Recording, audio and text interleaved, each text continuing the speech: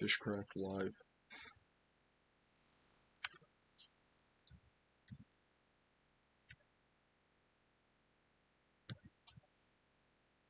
Omni Travis. Howdy.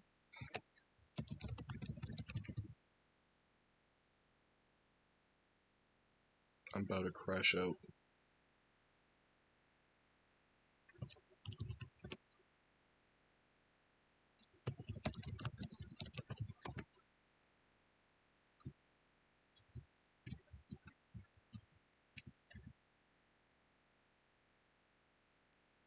How come?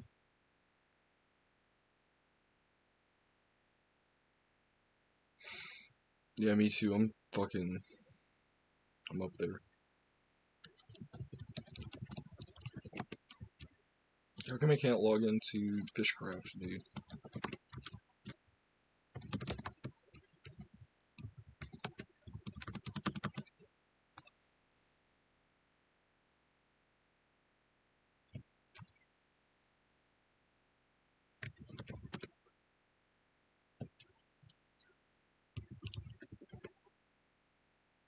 Interesting. Resting Inch. Ooh. It appears I've passed away in the video game. Not quite sure how that happened.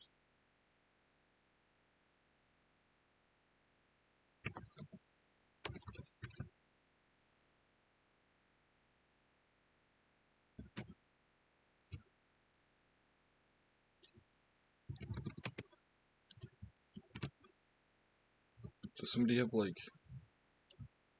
Perhaps the server has to warm up. Commands aren't really working and shit.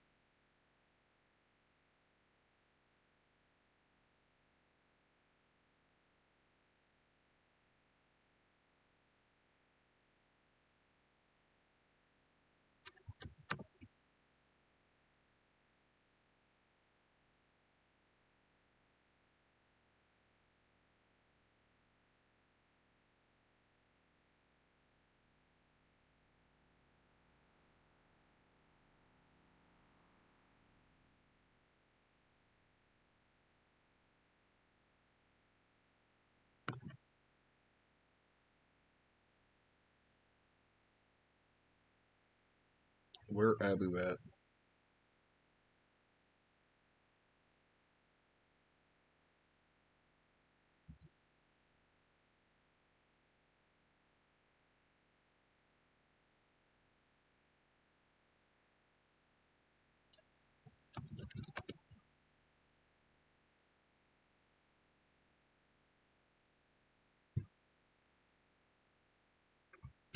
Damn.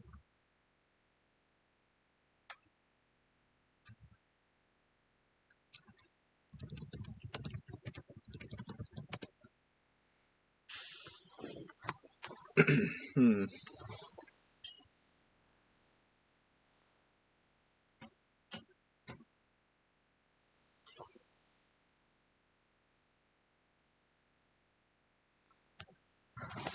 Radio Riptide. Damn, I can't play this, it seems. Internal exception, Java socket exception, connection reset, whatever that means. Damn.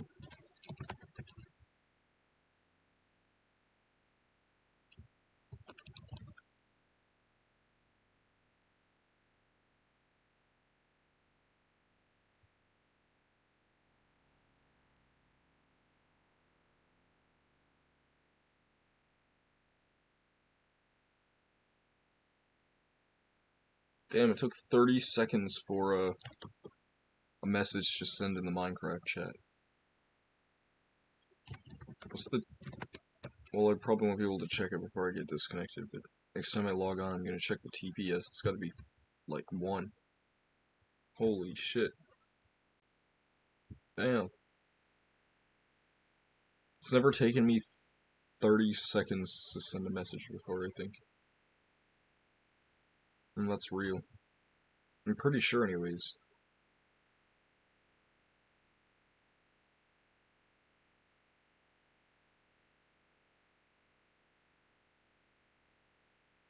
I can't say. Yeah, I'm already disconnected again.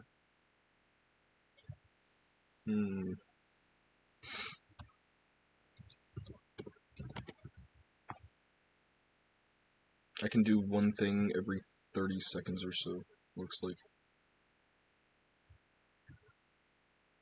I would say that's not like the worst connection to Minecraft I've ever had, but I would probably also be a big fat liar if I said that. TPS. Damn, it's at 20, so it's definitely not the server's issue. Interesting. Alright.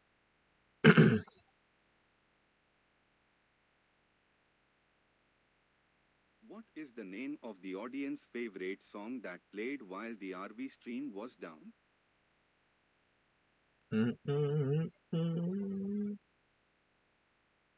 Is that a question on the tank census?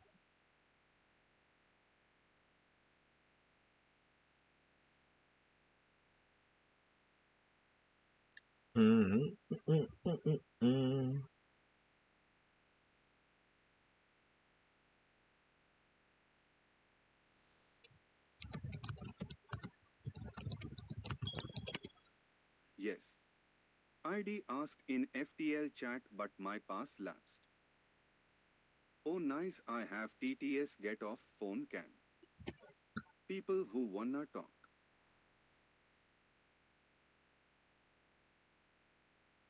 So true. Yeah, I finally got the laptop stream going. I'm trying to get Minecraft working to look around at shit.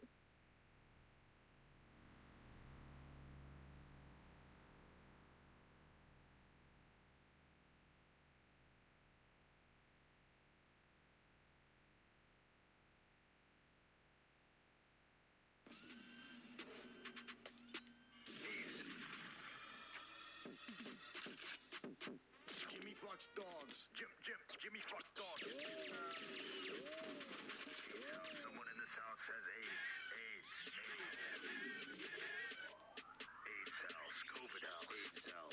I might be able to find it. I'm looking for it right now. Damn.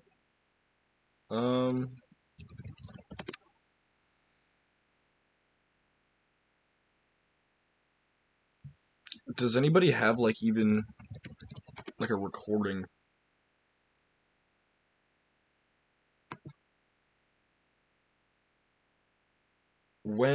What, through what period of days was the RV going on? I can check my VODs and I can see what video unavailable. Holy shit.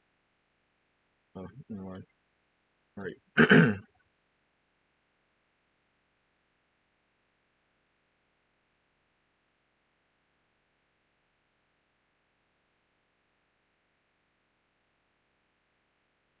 Last 2 weeks of the tank.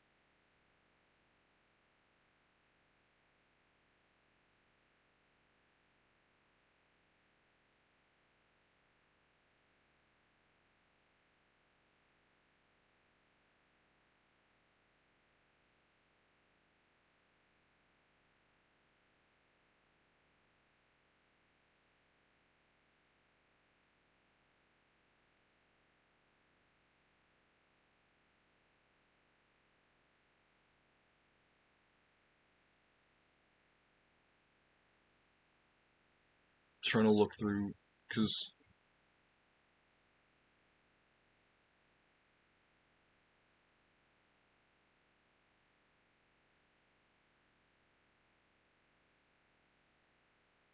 I don't think I have good enough internet to be. It's not urban lullaby in your arms or wallpaper.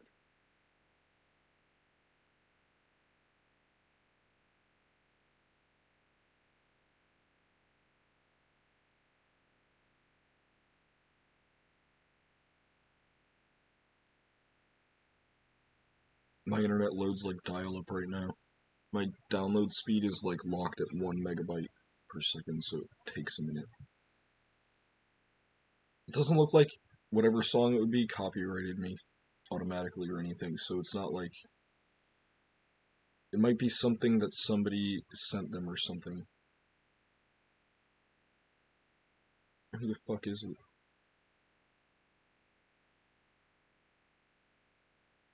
I can't find an intermission section in an old live stream from the RV.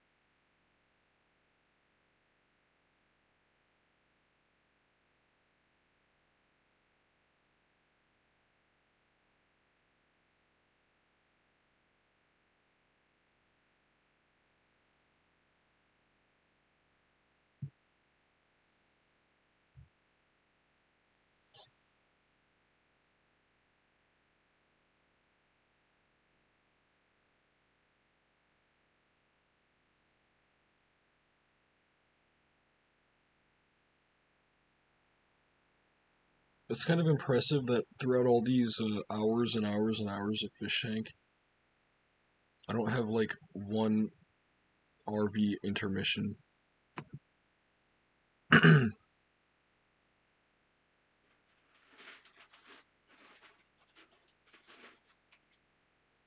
Sar. How are you doing today?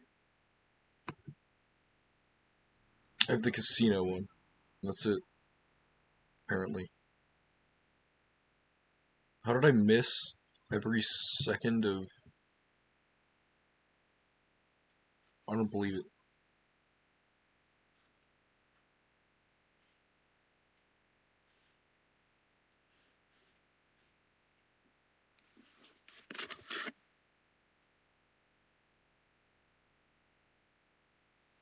This is frustrating. Geeked and I come across another stoner. Hell yeah. I'm doing a hunt right now. I can't even find like footage of this song being played. It's totally memory hold. There's this 9-hour stream and then this stream like far into the RV having started.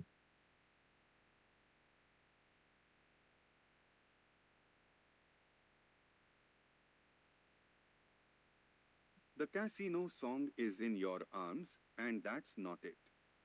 The first song was Wallpaper.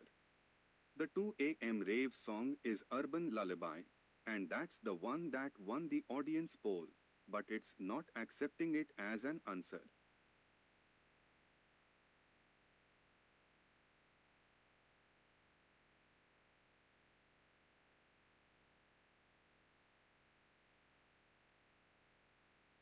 I'm literally just here staring at the cams for fucking 5 hours, aren't I?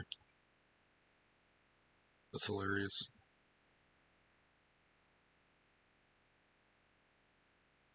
Oh, here we go.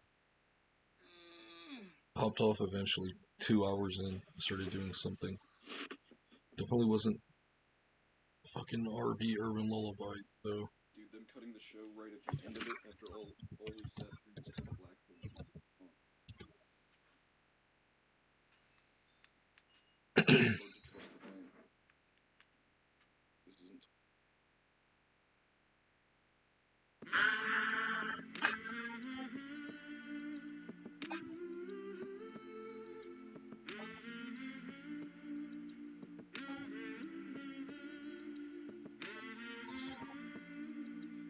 This isn't... This doesn't...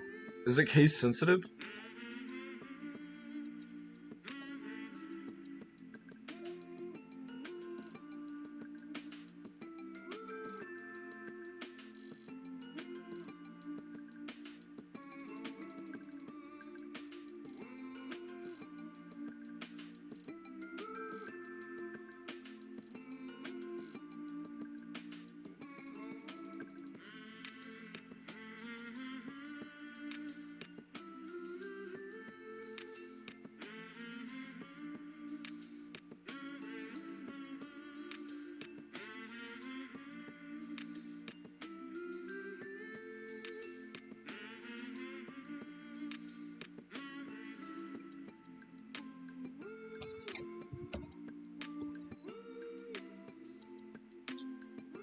was initially case sensitive, but looks like it's fixed.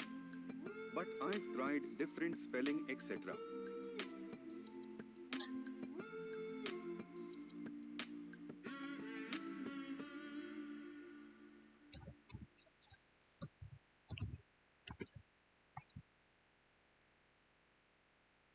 I think the problem with Minecraft that I've been having, I think I figured it out. It's that this texture pack is like big. It takes me a while to download it, I think.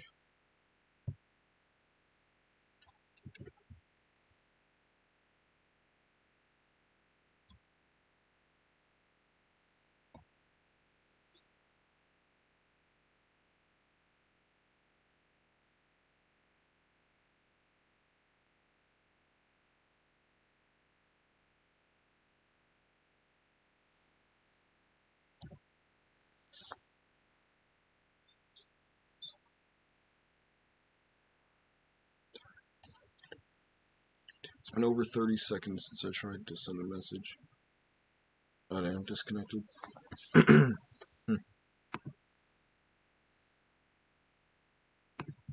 What's the cause of that?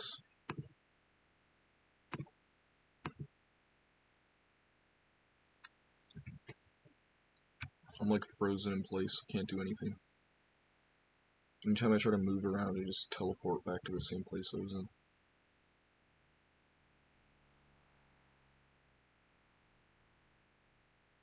I can do like one thing and then it barely chugs along, and then by the time the second thing is about to happen, it crashes. Downloading resource pack. Progress 2.6 megabytes, total size unknown, but it does this every time. Why wouldn't I just have the resource pack downloaded for each time already? Needing to re-download the resource pack every time is kind of redundant, isn't it? I think you should just send it out to everybody so it works, because it doesn't, I can't use it. So the way it's red is it didn't even work.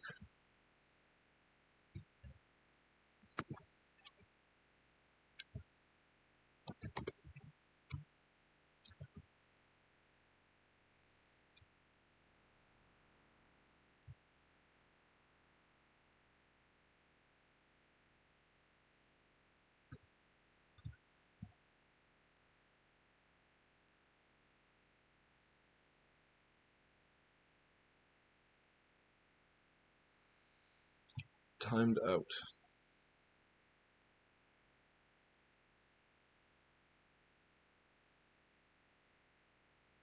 Maybe it's just like the item frames in here or something. Oh shit, I can't even load like one chunk at a time. Damn. Holy shit, dude. I need to get the hell out of there. I think maybe that's just... It's like a chunk ban type thing going on.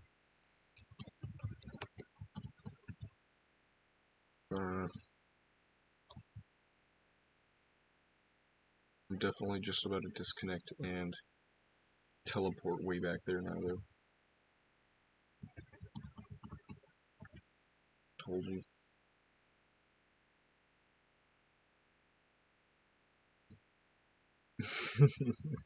This is reminding me of like Groundhog Day. I don't even know where I am anymore.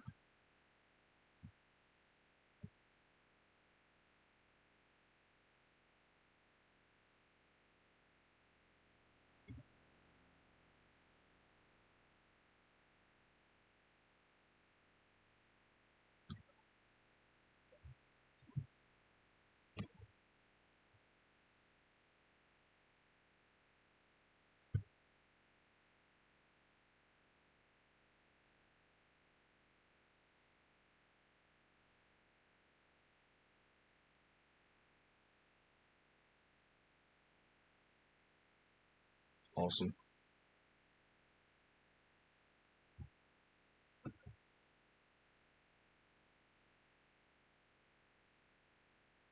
Now I'm just curious to see how far back it loads me in. That's not too bad, I guess.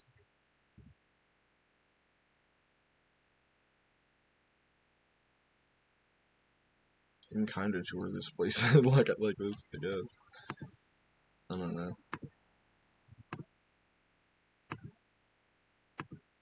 I think I'll just disable the resource pack.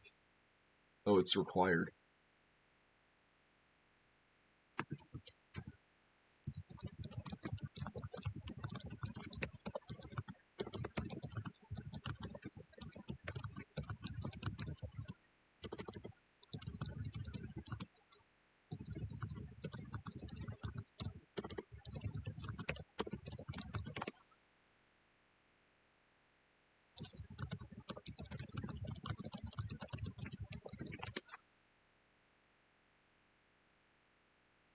Just go ahead and download it.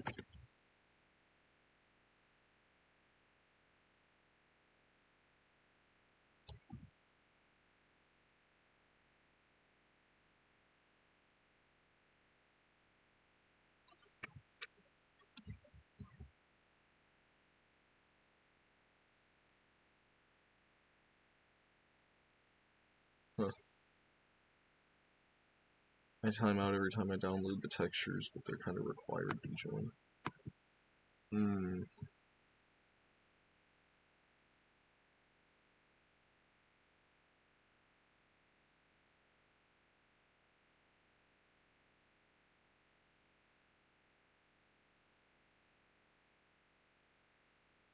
How does it know when to stop downloading if the total file size is unknown?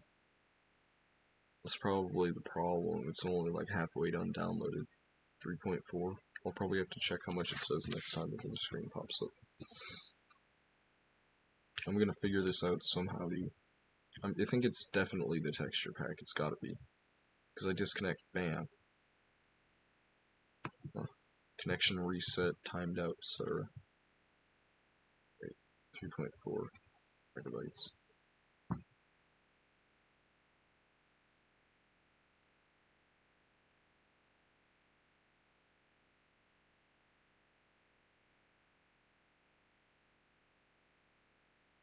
Okay, that is how big the file is. It's 3.4 megabytes. Alright. I definitely can't, I just can't play this server, it looks like.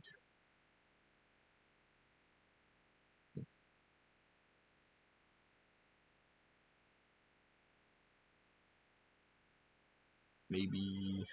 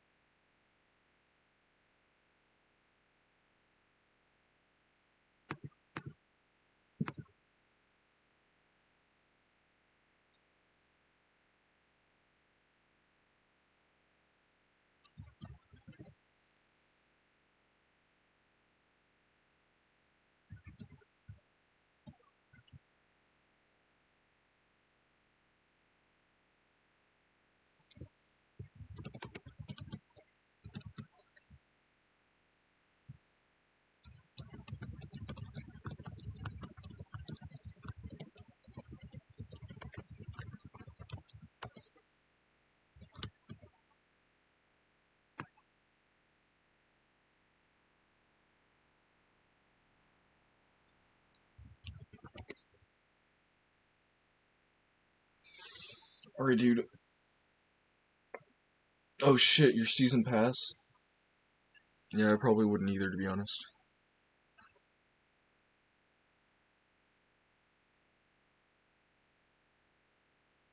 Bummer.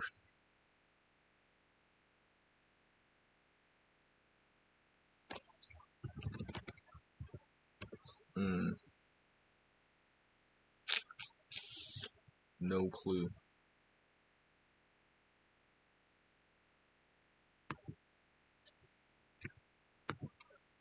probably still play single player, right? I don't see why not.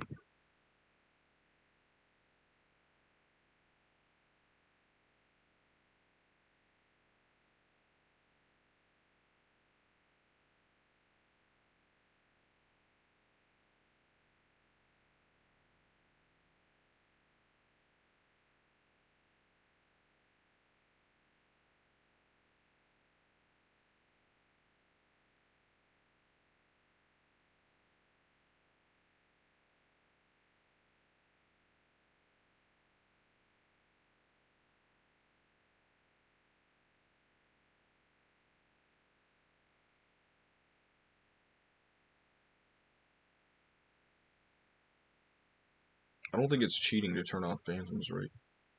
It's definitely not cheating, dude. Doesn't count as cheating.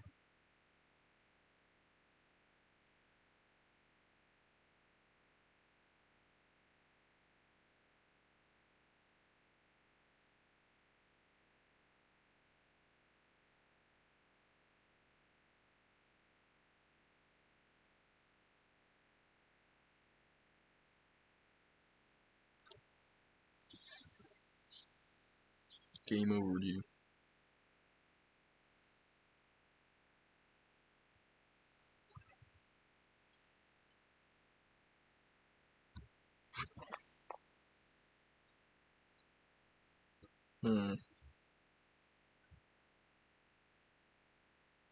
There's armadillos here. I've never seen those before.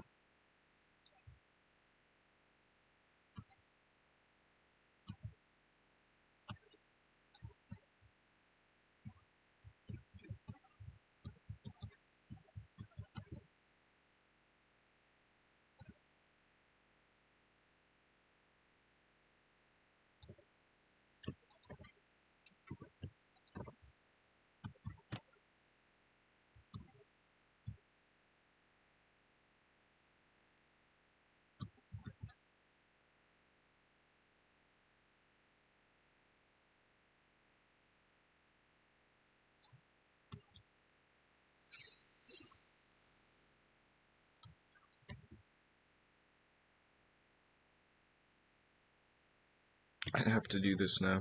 I spawned in right next to 4 sheep in a village, so I have to do this.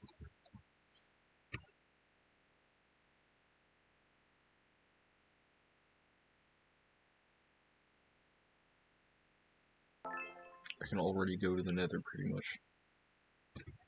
I'm like almost there. Trust the plan.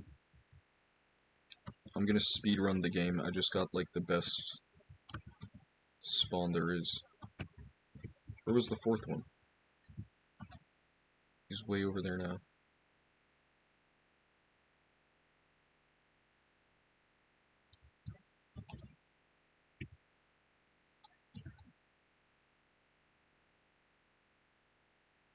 Here we go.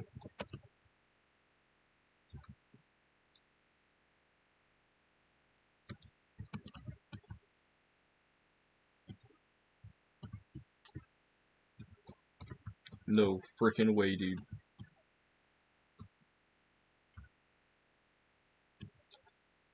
This might be the best seed I've ever had.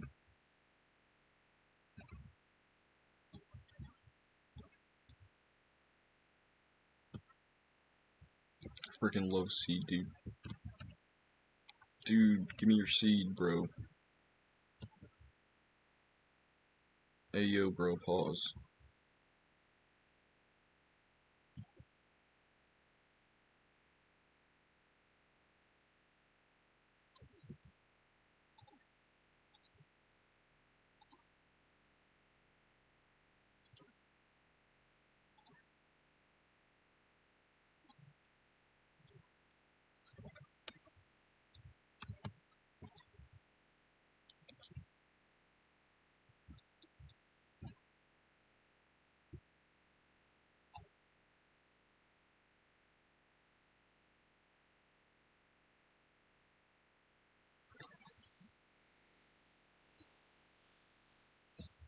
Stone it up.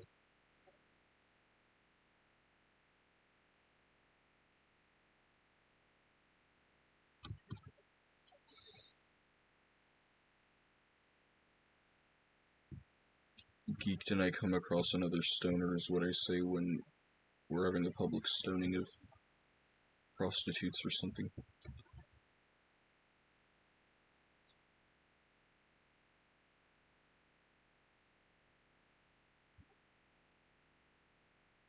And somebody else is carrying a rock.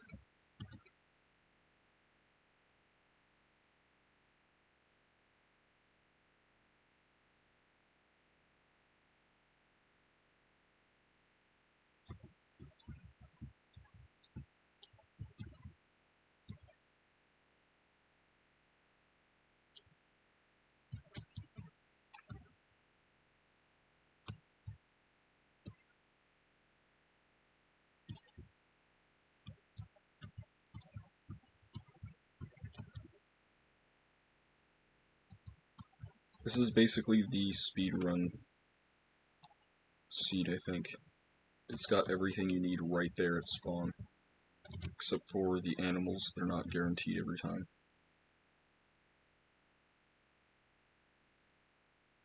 Interesting.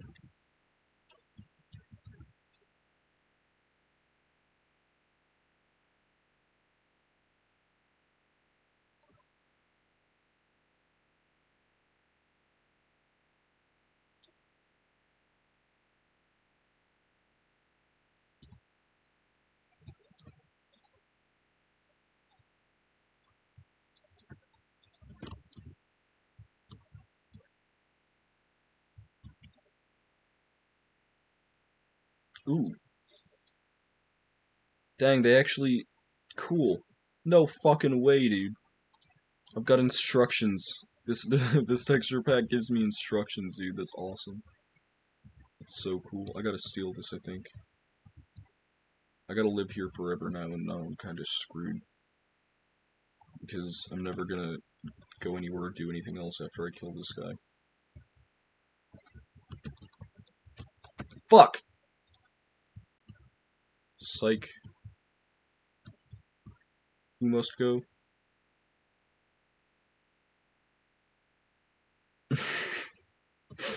Classic.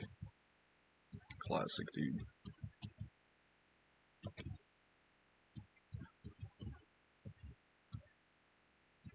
This iron golem must go.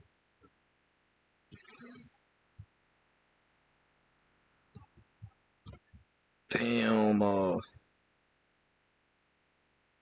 threw my shit all over.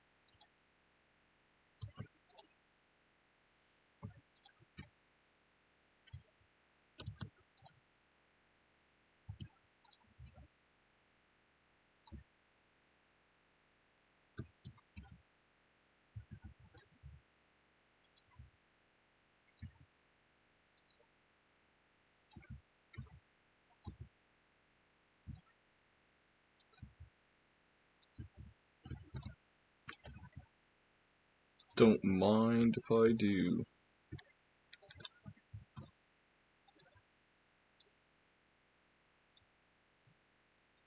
If there's another one ever, I can just make shears. Get tons of beds for the nether.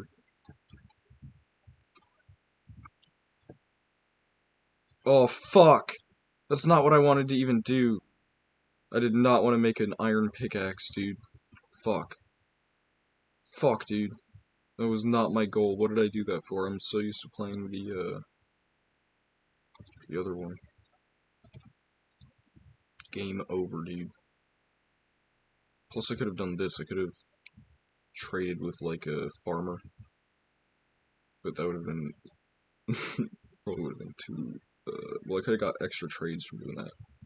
That's why that would have been smart. The tools from it doesn't really matter.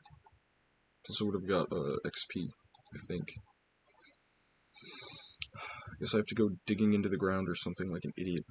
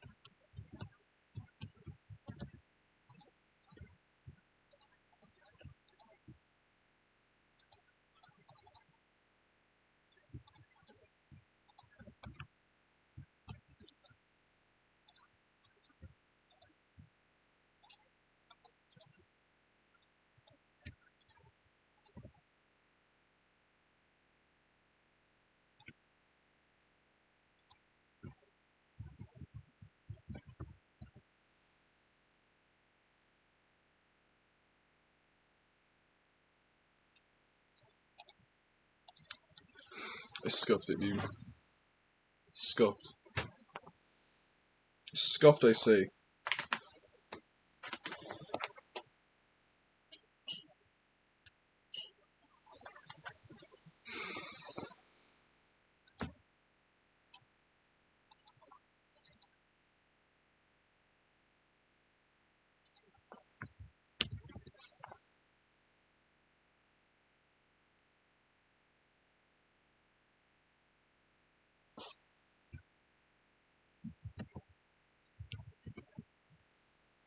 Uh-oh.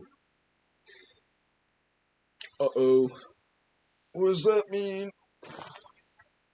Ugh. I can't save my world, dude.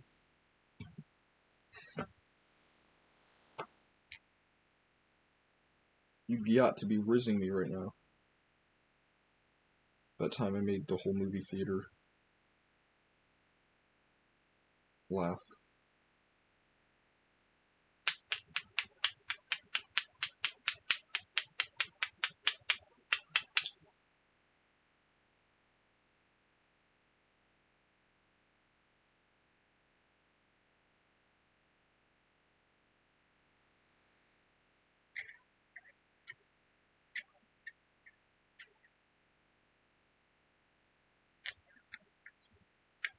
I'm starting to think this world isn't gonna ever finish saving.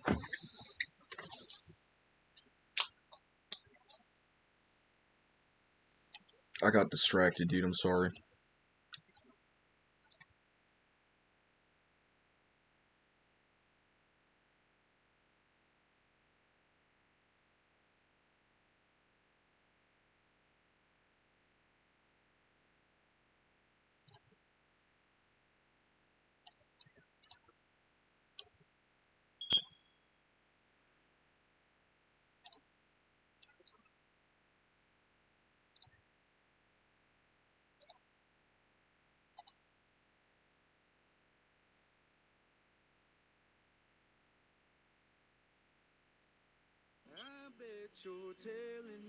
No way. You can put...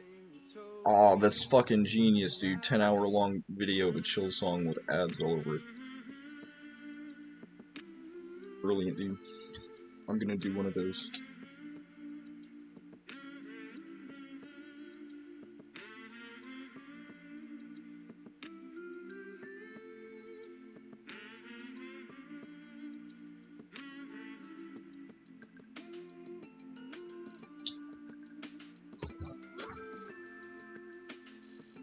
This is too loud.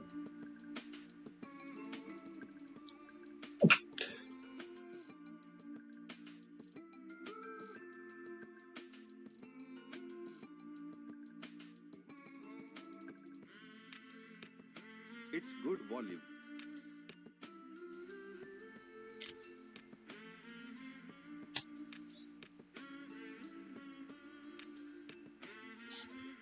Usually the way I balance audio is by whether it hits the yellow line on OBS, and then I just adjust the decibels accordingly.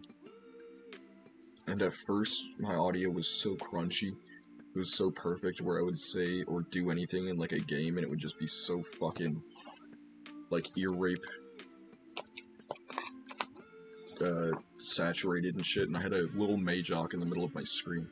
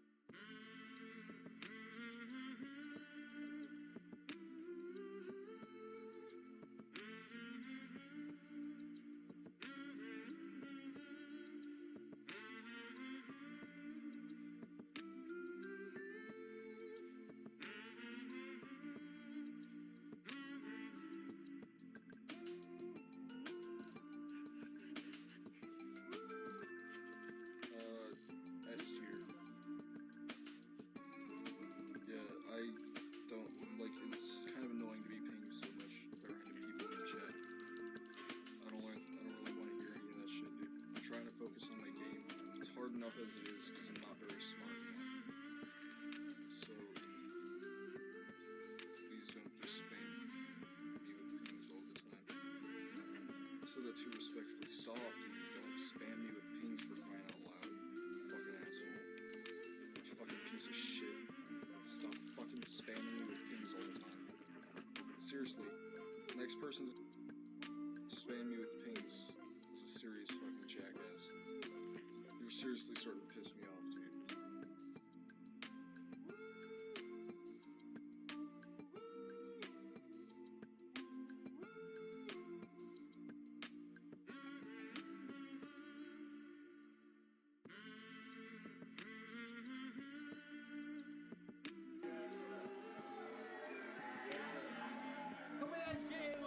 Switching over to the other camera, I'm gonna smoke.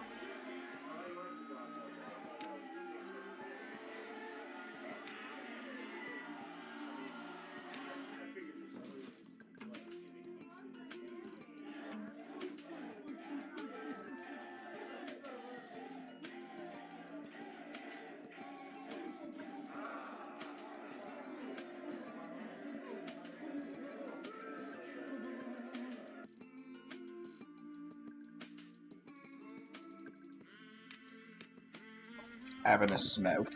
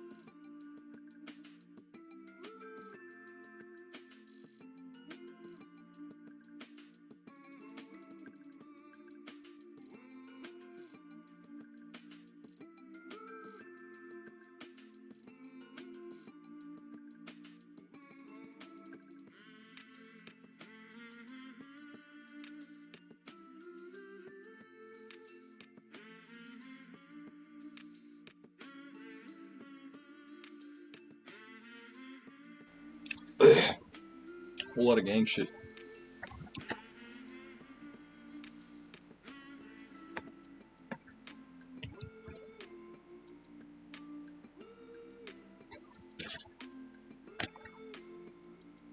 I should just use my iPhone as a face scan.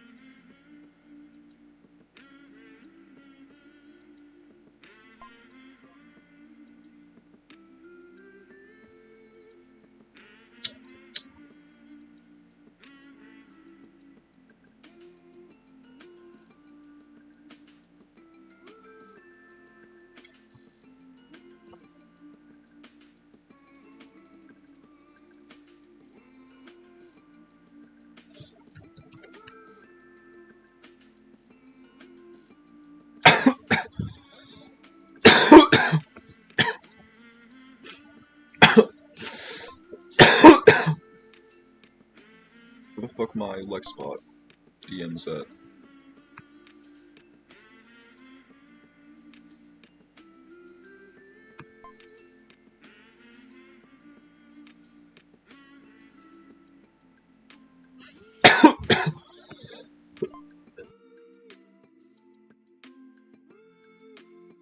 Holy shit.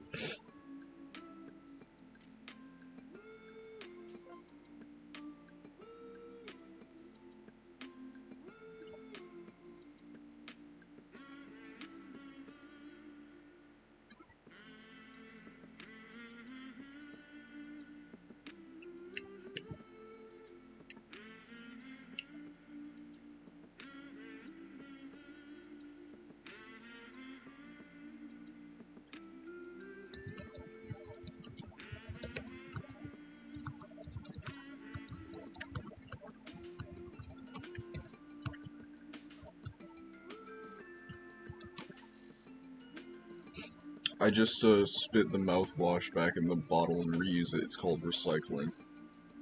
Not for real, by the way. It's a joke. Sorry, liberals.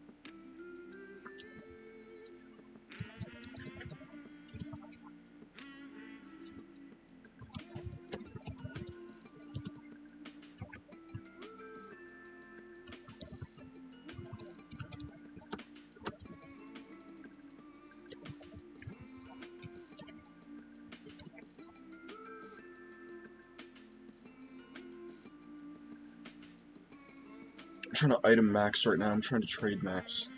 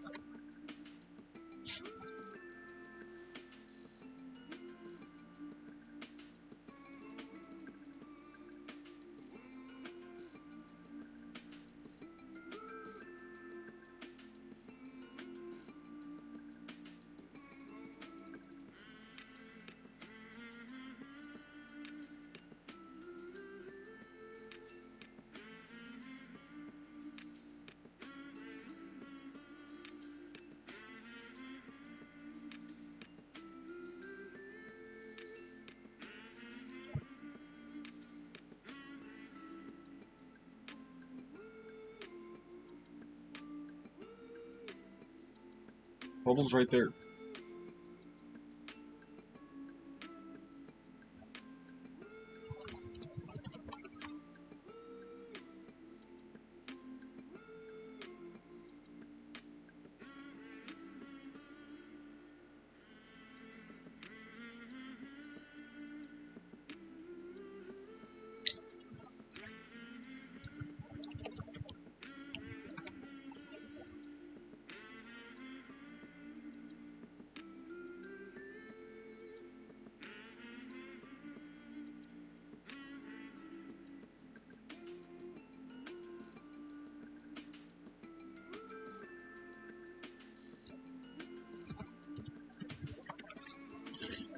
It's sexual.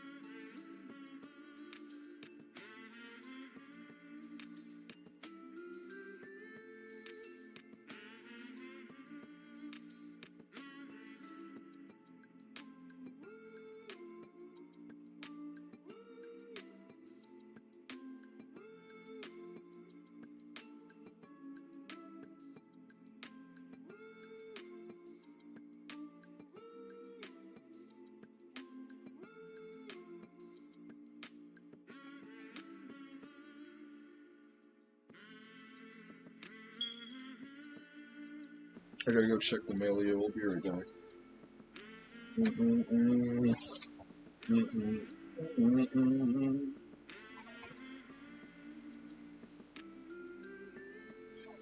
I don't want to bring my phone because it'll disconnect.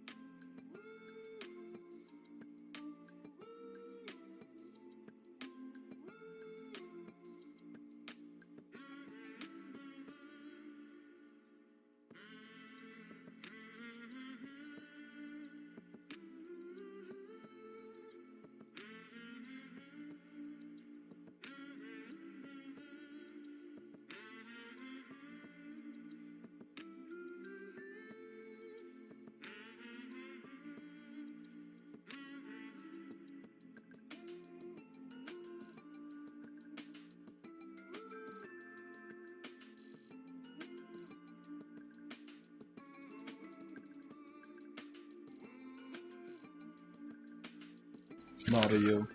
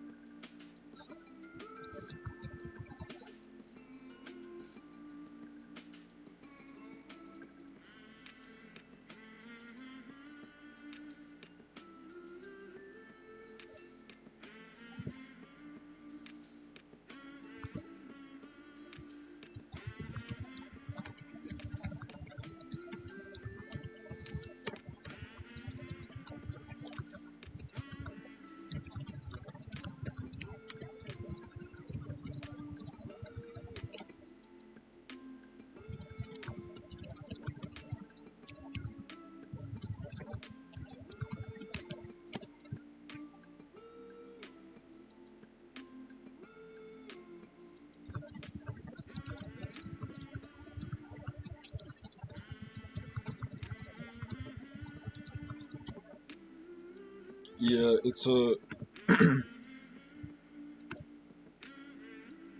Is there a YouTube video for the HMMMHMMMHMMM? LOL. Yeah, check this out.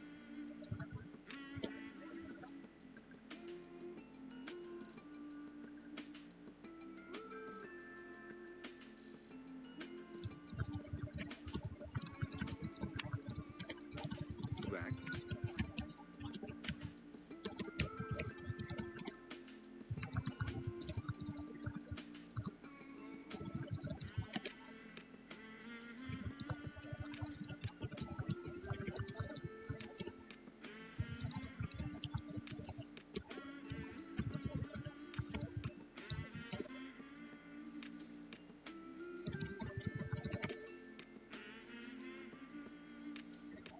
Swag it up.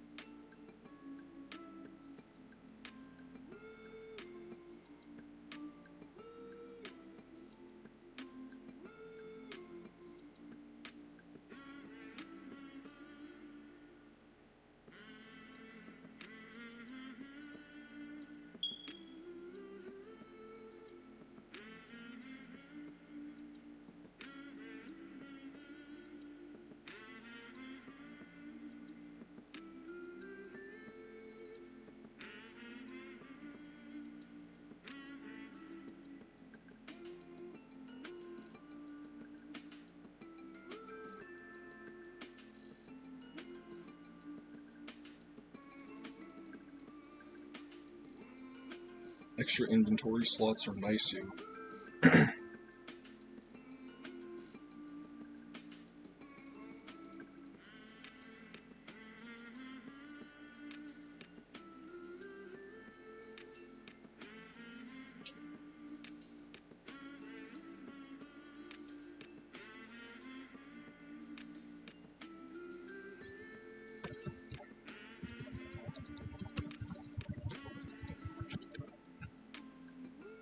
This dude doesn't realize how big of a deal extra inventory slots are, for crying out loud.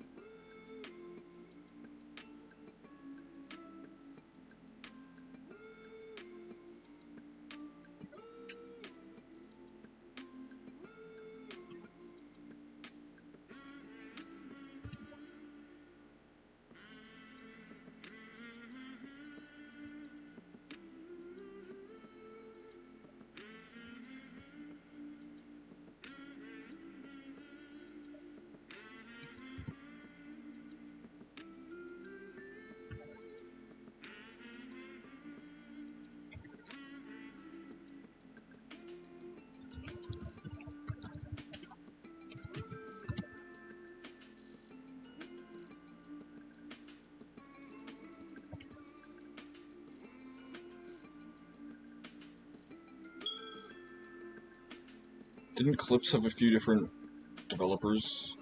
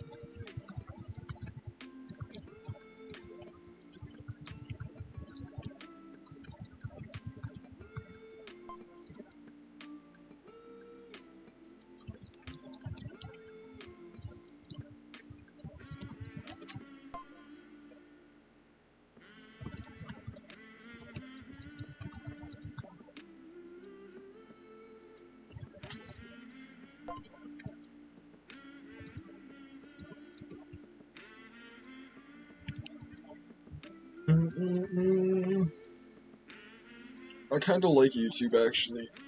It's a nice place after Twitch. Twitch is nicer for, like, integrating stuff, you know.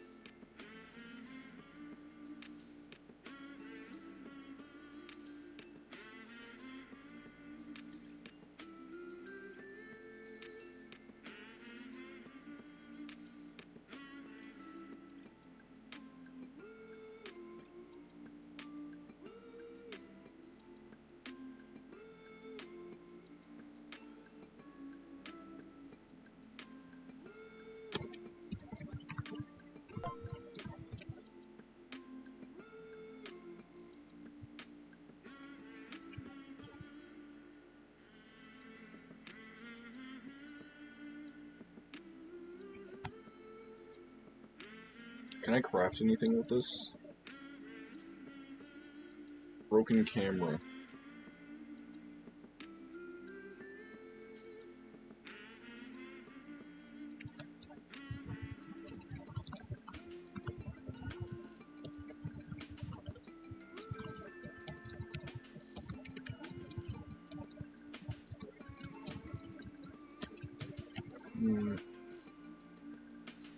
I don't have my items up on the side, but that would be a good flex, but it would mess with the like,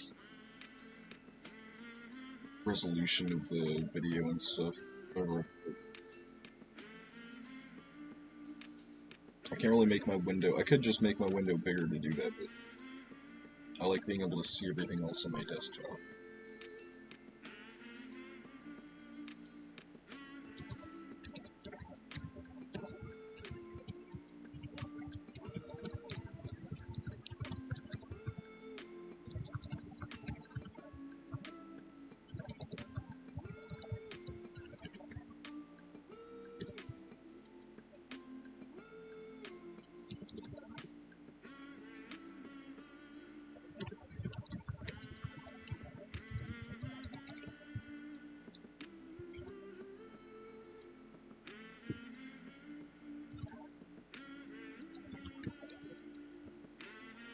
I like how the bot tracks how many messages happen.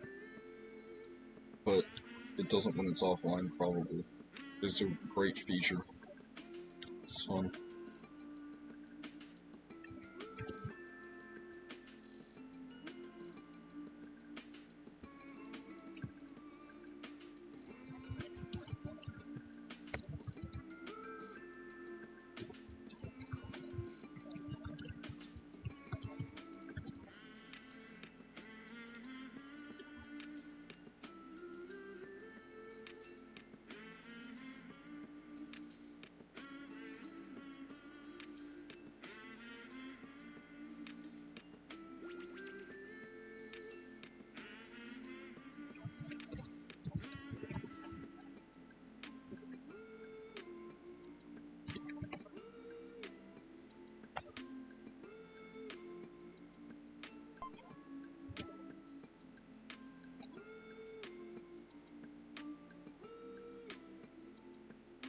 I'm just chilling for real.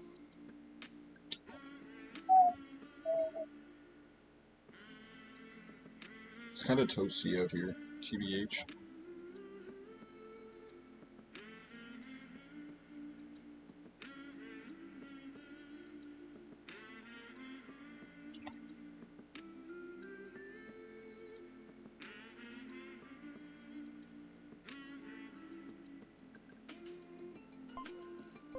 Or brainworm tweaking.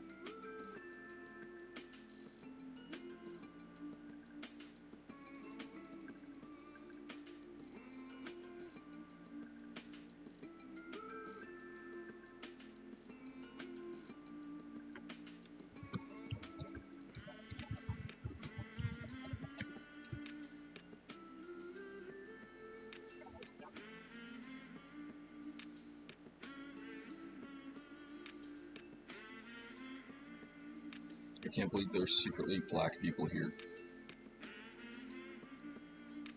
Shiver. This nigga got blankets nailed to the walls as curtains. Yeah, dude.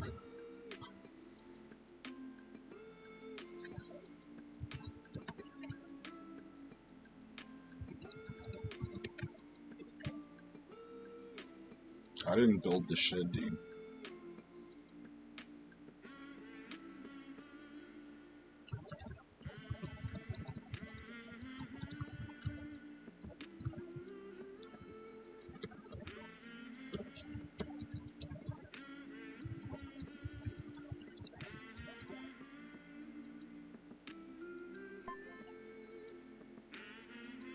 Combine them with his fists to fight.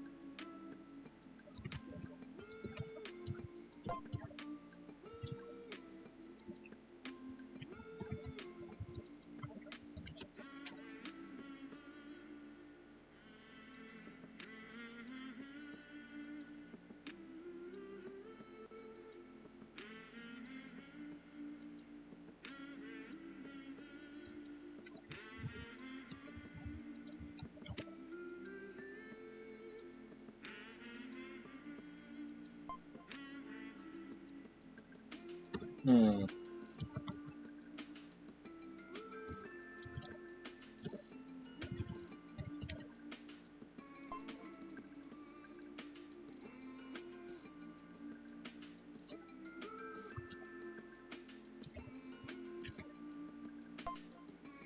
I don't think so. That's a good idea. Did you watch PK with Bart on it yet? Where was that? That was on the. That was on like a filthy. Wake Up Filthy or whatever show.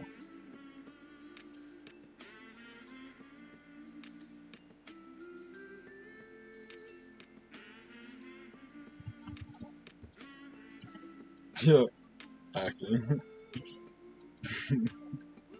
Fucking guy saying he was acting the whole time.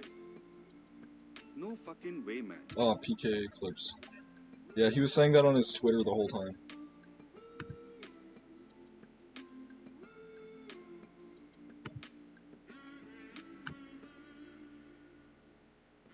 I saw war. I saw bombing. I saw shooting.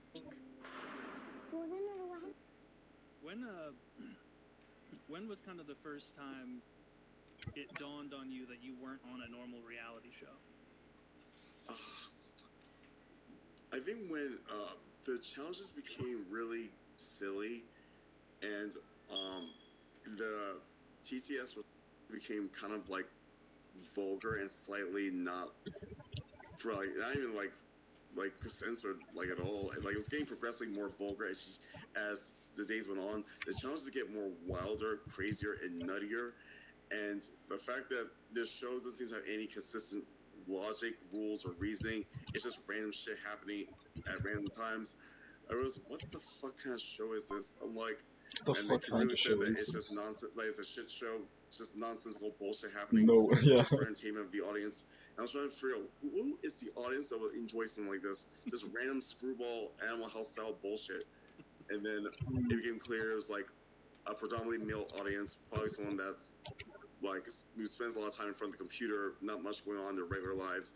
No offense to fans, and probably would have no problem spending hours on hours on end at a computer watching people act like morons for entertainment. So I was like, He played okay, it so up that's for the sure, audience, because I'm but I trying to imagine don't like who think would that he be? was Who would be that acting. type of I person who would be think interested played in it up something like this? means something Because different this, in and his before I head. came on Fish Tank, this would not be something at all that I would ever be interested in, because I'm more of a serious, academically driven, objective focused person. Basically, I set up goals for myself and strategist plans to achieve them. This zany screwball bullshit was like almost cartoonish for my brain.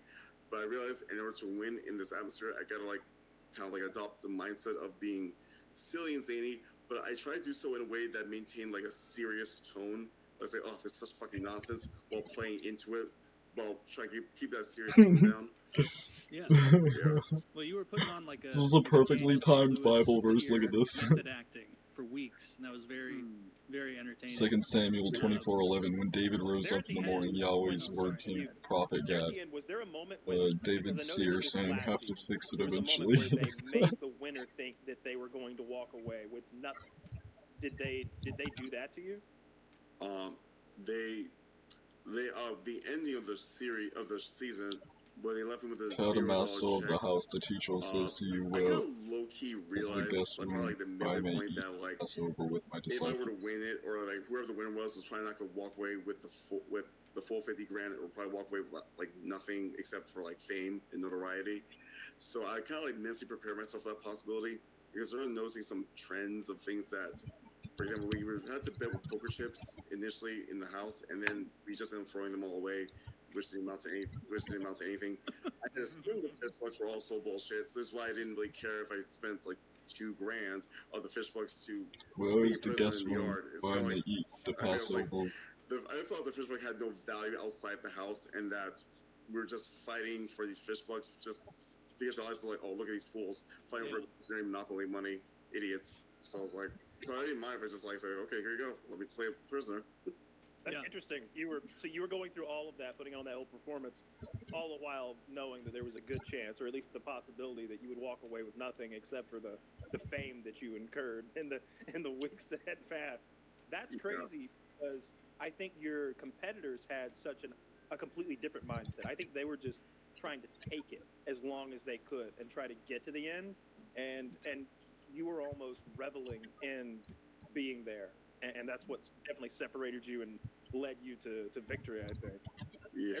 Like Frank Castle, for example, is almost like a hazard on a golf course. Like he's there to be a stressor.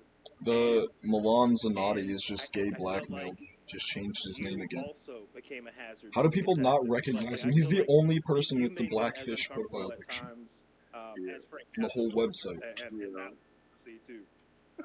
because I realized like it went in the contract that I didn't read very well before I got on the show. It was something called a last man standing type of thing. So I realized that like to be the most entertaining, I would have to be the one that's probably the most entertaining when they're alone with no one else around. Mm-hmm. So therefore, I'd assume that like the way I assumed the way elimination was gonna go, where like everyone will be eliminated and it's just two people left and the one person's left standing. I figured whoever was probably the most entertaining solo is the last man standing. So I try to like make myself entertaining even when there's no people around or like I'm just alone because I realized the audience was watching. So I gotta like show that I can handle my own without the need of other people to like vibe off of. So I try to work better. I try to work like my kind of my zaniness by myself, and also when I was with people, so that I could like be versatile in that sense. Mm-hmm. Yeah, and the production is always going to favor the contestants who drive the most engagement in TTS because that's where they're making the money. Yeah. And so someone like Bert is bringing in enormous amounts of money through TTS because people are having fun chatting with him, or even stuff like giving him clearly fake clues to try and just see like, all right, what's Bert gonna do? Where does his, because you're clearly a hyper intelligent person, and so you make very rapid word associations. And so you do that kind of performance really well, where they will give you just the seedling of a conspiracy, and then you can explode it out into like a real sounding one pretty rapidly. The plushies.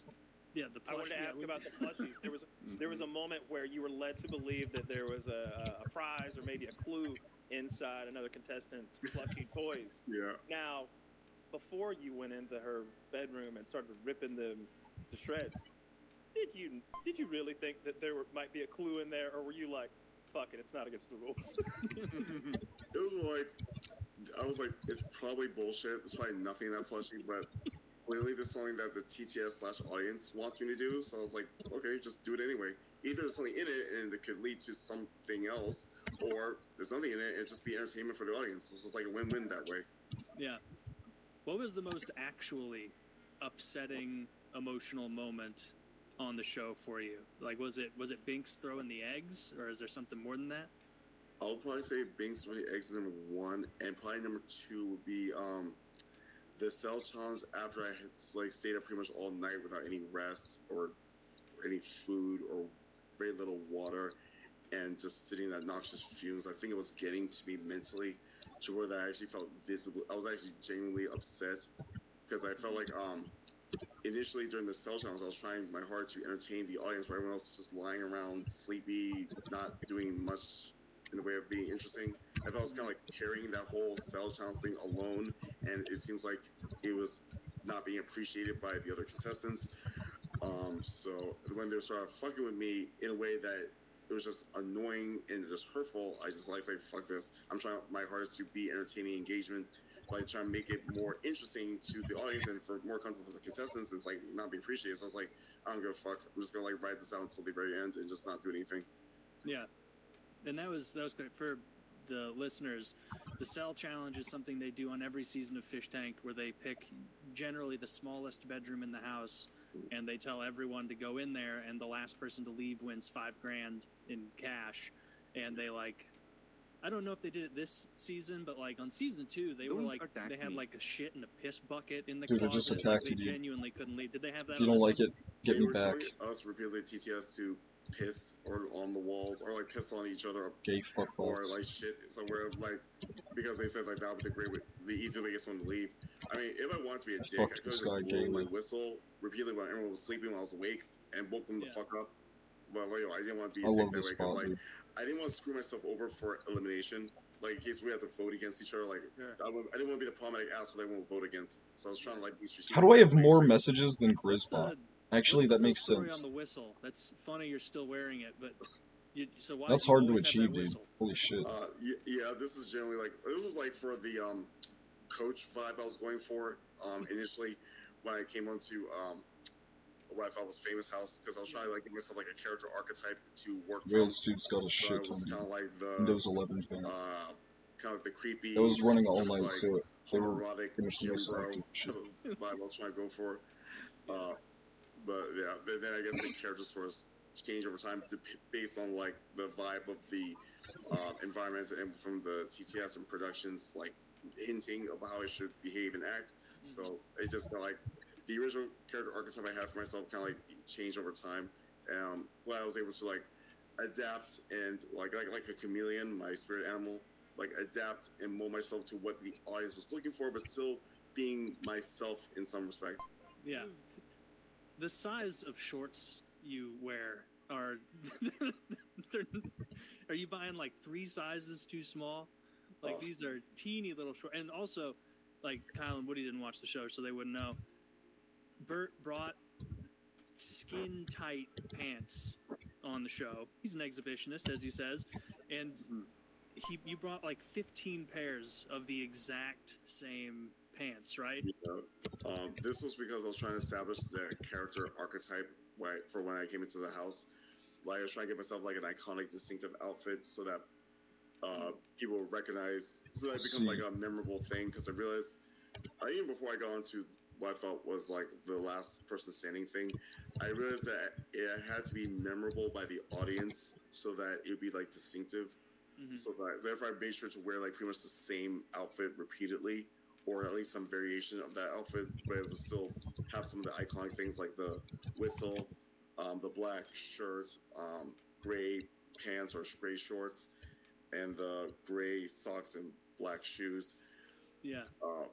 And make sure I maintain the mustache, shaved bald head, like trying to give like an iconic look, similar to like how in animated media the characters wear the same outfits repeatedly and becomes like an iconic look for them. Yeah, and they clearly production saw that you Bert really thinks he's a enjoyed cartoon. playing those characters. Of Bert all thinks the he's a different Berts cartoon. they Man. gave you to play, whether it was Gold Bert or MAGA Bert, Dark Bert, like what was your favorite one? Prisoner Bert by far. Prisoner Bert? Yeah. What about Prisoner Bert appealed to you?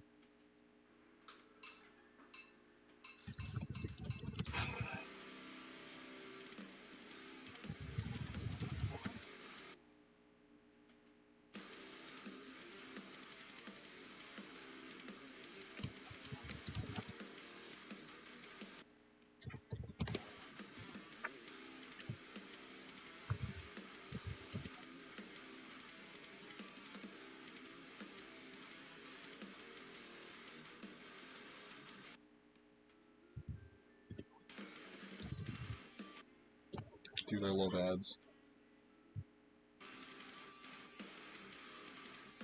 You should watch this entire ad.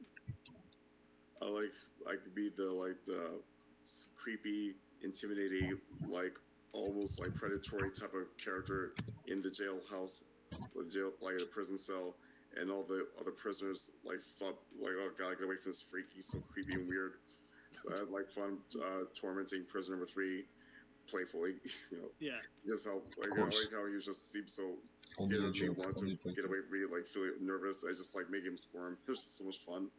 Oh, you clearly had enjoyed making a lot of the guys squirm, especially the little Twinkie ones. He Where likes I don't know how making much of a twinks character squirm. you were playing. I think you really liked little Ted. Oh yeah, I mean, I do. I mean, I like the people that I was like fucking around with, but you know, I was just like kind of like hamming it up a little bit for like to make it more memorable, similar to like Ray from Scary Movie, and also like Neil Patrick Harris' character Barney Stinson from How I Met Your Mother, how they kind of like lean into the hamming up the like almost predatory, like oversexed character. Yeah, I enjoyed Gold Bert.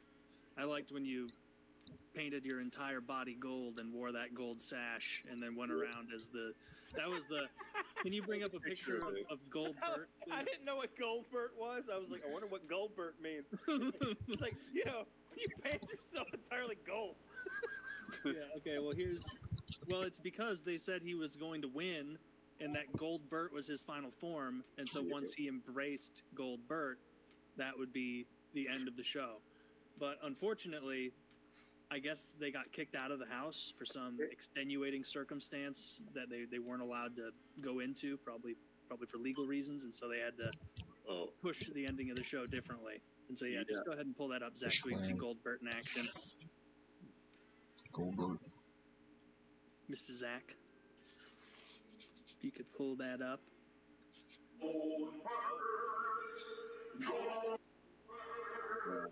Wish I had a bullshit voice.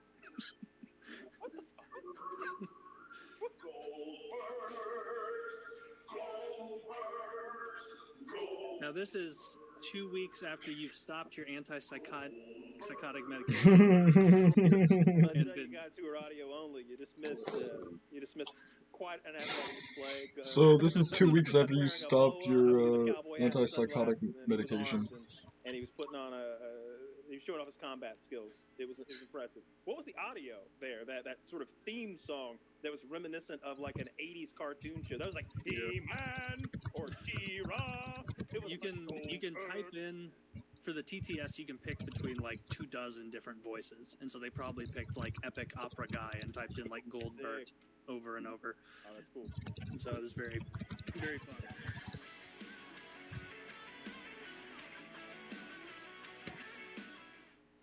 There's one single video that's responsible for leading over P-word. 2,000 Christian men to permanently quitting the P word. And this video that I'm going to share with you in a second has been creating waves on social media and sparked a movement of men stepping up and breaking free from the chains of the secret life they've been living behind closed doors. So here's the deal. If you click on the link somewhere on this page, you're going to be able to watch that very same video and see the plan that worked for all of them. But I know you may be wondering how this video could possibly help after you've tried all the things that I tried for 17 years.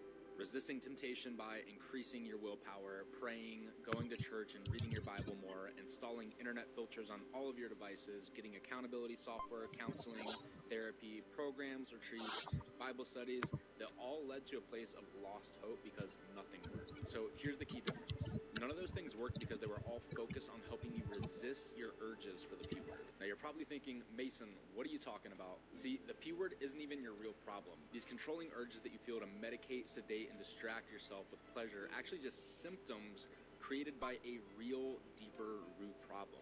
And if you click on the link somewhere on this page and register to watch the video that has led over 2,000 other men just like you to permanent freedom, two things are going to happen. One, you're going to get some discreet emails from Unchained Leader that will break down the science of why people keep going I love back to this things ad. that they don't want to. I gotta watch Number this two, one all the you're way gonna through. get immediate access to the video I mentioned that will show you why nothing that you've tried has worked so far, what the root problems are and how you can find them, and the exact plan that has helped over 2,000 men permanently break free from controlling urges for the P word by identifying, understanding, and healing their real deeper root problem. One thing that I think that you and I can both agree on is that you wouldn't still be listening to me right now if God just placed this video in front of you today by coincidence. So go ahead and find that link on this page and click on it to register and watch this video before that link disappears. I'm confident that when you click on that link on this page and watch that video, there's going to be this really powerful moment at some point in the video where you realize the message that you're hearing is a direct answer to your prayers, just like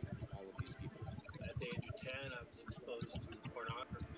I was drinking every day. I'm smoking, and I'm addicted to porn and lust. The big lie the devil sold me was, you'll be able to stop this when you're older. So I want to do something special for you guys. I kept telling my wife, there's got to be more. There's something else out there. And lo and behold, Caroline says to me, I've been following this guy on Instagram, and she finally got the courage to reach out to you. You guys all have a mission to change lives. I'm actually experiencing Christ like at a whole new level. The feeling of that is unbelievable. If you can hear my voice right now, I'm talking to you. This is real, authentic change. I'm just so proud of him. It's a new marriage. I mean, our old marriage is dead. We're entering into a new, it's like the new temple. I want you to know that your Creator has called you to let your light shine. I was so completely unsure of this program and if I should do it or not. Man, do it and commit to it. This reminds me of Jimmy O'Hara. 3 months, you're going to be a This completely program. different person. Within the first day, I didn't believe this program at first, but it's real. I've been through a lot. This guy can cure my porn addiction and make me close with God. And this is by far the most intentionally I just have to give him well-structured so much money. program that I've ever been through, ever.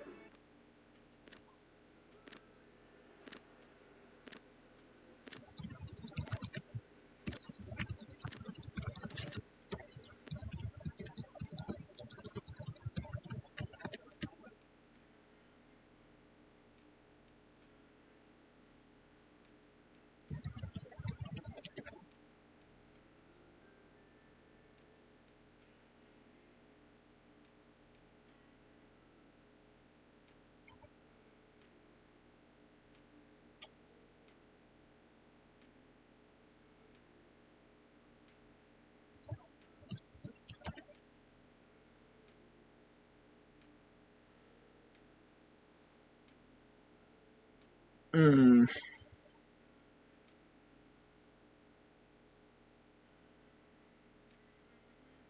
Listen, you want to skip this ad. I would too. This is the whole What thing, if I isn't it? told you there's a skip ads for everybody? It's called Pie, and if that's on PKA 730 with our guest Bert Bronx from Fish Tank. Taylor? This episode of PKA is brought to you by Lock and Load, Blue Chew, and of course our wonderful merchandise in our partnership with Derek and all his wonderful sponsors, or supplements rather. Bert, thank you for joining us, the Black Urban Ripped Trainer himself. Hey, he seemed frightened.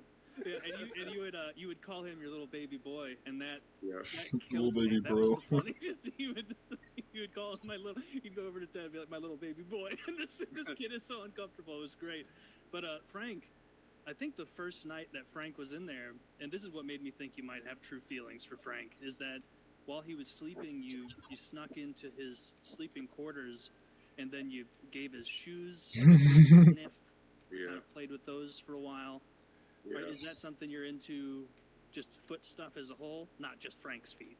I am into foot stuff as a whole, but I thought it'd be like a nice little gesture to the audience to like it was late at night, everyone was sleeping, there was no, I guess, action happening, so I decided to like create some, some interesting content for like the audience watching. So I made a deliberate show of sniffing the shoe, make it all rubbing my crotch. And that was right before you got in bed, birded off, and at the end you were moaning, Frank. Yeah. And you're right, that was funny content. It was almost surreal to watch. What time of night were you watching this live stream? This was probably. That's the thing, is because he was actually doing that for real. Like, you can't just. Like, it was acting, but it was terrific. I mean, it wasn't acting, but it was terrific content. But he could have been doing it on purpose, They don't allow sunlight into the house. All the windows are covered. And so it's, I would imagine, tougher to be on your normal circadian rhythm in there. Not to mention it's like a bunch of nonsense, as you aptly put it, going on all the time. You mentioned earlier that you intentionally fucked with your supplement regimen and your medication. I thought that was a bit. Did you actually mess with it? Yeah, because I noticed like initially Alex was kind of acting like a little insane to the point that he became kind of insufferable in the house. So I gave him some like the over-the-counter sleep-related stuff to kind of chill him the fuck out. But then production said that they didn't want me to give him the supplements anymore, even though it's just over-the-counter. And I realized because it made Alex too chill and relaxed, and that's not great for a reality show TV. Apparently, they needed to be wild, zany, full of energy. And so that was like, okay, that being wild, zany, like shock value type of entertainment is where that's how you rank higher. I become more memorable. So I was like, okay. So like I did a similar thing where it's like I just did the inverse. Instead of like taking stuff to help me chill out, I took stuff to kind of like rev me up, get me more amped up and a little zany, maniacal, hypersensitive to sound and touch, and like all of my senses just heightened, so I could be kind of like zany, similar to Alex, but with my own little schizo vibe on it. What did you specifically do to your drug regimen? What did you add? I take you take stuff like Abilify, Seroquel, Risperdal to like try to chill me out, relax me to go to sleep, and also take other sleep supplements like valerian root, melatonin, and stuff like that. So what I did is I just purposely stopped taking the antipsychotics like meds and start taking some of the more like energy, like caffeine pills I have, and as well as I'm also prescribed Vyvanse, so I took that. And also I tried not to sleep too much so that I can be a little bit more nutty, so that I can be naturally into TV. You really leaned into it. Okay. You did. Man, that's great. Well, I wanted to be more entertaining, so I stopped taking my antipsychotics and took more caffeine. It worked. It did work. When was kind of the first time it dawned on you that you weren't on a normal reality show? I think when the challenges became really silly, and the TTS responses became kind of like vulgar and slightly not even like censored like at all, and like it was getting progressively more vulgar as the days went on. The challenges get more wilder, crazier, and nuttier, and the fact that the show doesn't seem to have any consistent logic, rules, or reasoning. It's just random shit happening at random times. I was, what the fuck kind of show is this? I'm like, and they can really say that it's just nonsense, like it's a shit show, it's just nonsensical bullshit happening just for entertainment of the audience. And I was trying to figure out who is the audience that would enjoy something like this, just random screwball Animal House style bullshit. And then it became clear it was like a predominantly male audience, probably someone that's like who spends a lot of time in front of the computer, not much going on in their regular lives. No, it's the fans, and probably would have no problem spending hours on end at a computer watching people act like morons for entertainment. So I was like, okay, so that's the audience, because I'm trying to imagine like who would that be? Who would be that type of person who would be interested in something like this? Because this, and before I came on Fish Tank, this would not be something at all that I would ever be interested in, because I'm more of a serious, academically driven, objective focused person. Basically, I set up goals for myself and strategic plans to achieve them. This zany screwball bullshit was like almost cartoonish for my brain. But I realized in order to win in this atmosphere, I gotta like kind of like adopt the mindset of being silly and zany. But I try to do so in a way that maintained like a serious tone. Let's say, oh, this is such fucking nonsense, while playing into it, while trying to keep that serious tone down. Yeah. So, yeah. Well, you were putting on like a Daniel Day-Lewis tier method acting for weeks, and that was very very entertaining. Yeah. There at the end, there at the end, was there a moment when, because I know they did this last season, there was a moment where they made the winner think that they were going to walk away with nothing. Did they do that to you? The ending of the season, where they left me with a $0 check, I kind of low key realized, like probably like the midway point, that like if I were to win it, or like whoever the winner was probably not gonna walk away with the full 50 grand, or probably walk away with like nothing except for like fame and notoriety. So I kind of like mentally prepared myself for that possibility, because I started noticing some trends of things that, for example, we had to bet with poker chips initially in the house, and then we just ended up throwing them all away, which didn't amount to anything. I had assumed the fish bucks were also bullshit. So this is why I didn't really care if I spent like $2 grand of the fish bucks to be a prisoner in the yard. It's kind of like, I mean, I was like, I thought the fish buck had no value outside the house, and that we were just fighting for these fish bucks just because I was like, oh, look at these fools fighting for monopoly money, idiots. So I was like, so I didn't mind if I just like said, okay, here you go, let me play a prisoner. That's interesting. You were going through all of that, putting on that whole performance, all the while knowing that there was a good chance, or at least the possibility, that you would walk away with nothing except for the fame that you incurred in the weeks that had passed. That's crazy, because I think your competitors had such a completely different mindset. I think they were just trying to take it as long as they could and try to get to the end, and you were almost reveling in being there, and that's what definitely separated you and led you to victory, I think. Yeah.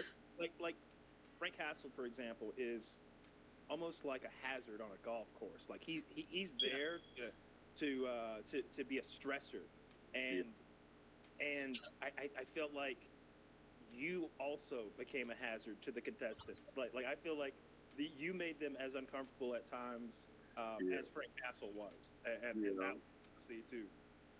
Because I realized, like, it went in the contract that I didn't read very well before I got on the show.